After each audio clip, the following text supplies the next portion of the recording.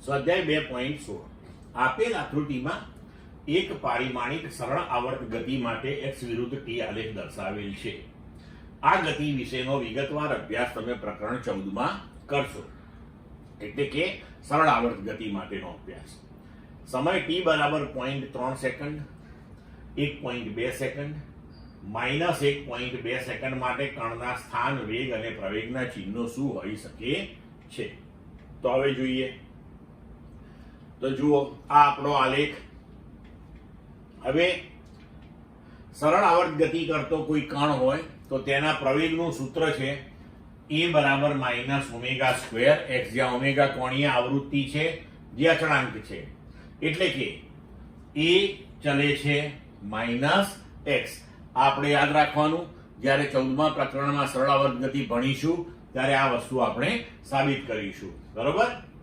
હવે વેગ v બરાબર આપણે લખીએ છીએ dx/dt. હવે જુઓ કે t બરાબર 0.3 સેકન્ડ. તો t બરાબર 0.3 સેકન્ડ એટલે એ ક્યાંક અહીંયા હોય, બરોબર? તો એ વખતે x નું મૂલ્ય આપણે આલેખ ઉપર જઈએ અને x અક્ષ ઉપર જઈએ, એટલે કે x વાળી અક્ષિસ ઉપર. તો અહીંયા ઋણ બતાવે છે, તો x એ ઋણ દિશામાં છે.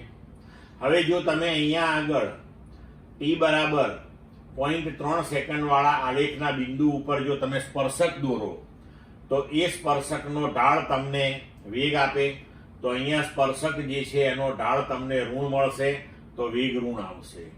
અને એ ચલે છે -x, તો તમારો x ઋણ આવ્યો, તો એ તમારો શું આવશે? ધન આવશે. હવે 1.2 સેકન્ડ, તો 1.2 સેકન્ડ આપણી અહીંયા ક્યાંક લઈ શકીએ આપણે. તો ત્યાંથી આપણે આલેખ ઉપર જઈએ અને આલેખ ઉપરથી આ x નું મૂલ્ય લઈએ, તો x ધન આવ્યું અહીંયા આગળ, તો x ધન છે.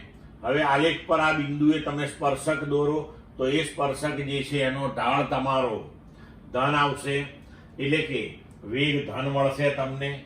હવે જો તમારું x ધન આવ્યું તો એ ચલે છે -x, તો x ધન, તો એ તમારો ઋણ થશે. હવે t બરાબર -1.2 સેકન્ડ, તો -1.2 સેકન્ડ એટલે બિંદુ અહીંયા ક્યાંક લઈ શકાય આપણે. ત્યાંથી આલેખ ઉપર જઈએ અને x નું મૂલ્ય લઈએ આપણે, તો ઋણ આવ્યું. હવે x ઋણ આવ્યું. અહીંયા જો તમે સ્પર્શક દોરો આલેખના આ બિંદુ પાસે, તો એનો ઢાળ ધન આવશે, એટલે કે તમારો વેગ ધન આવશે. હવે સ્થાન તમારું જે છે ઋણ છે, તો પછી ફરીથી તમારો પ્રવેગ પણ કેવો આવશે? ધન આવશે. ક્લિયર મિત્રો?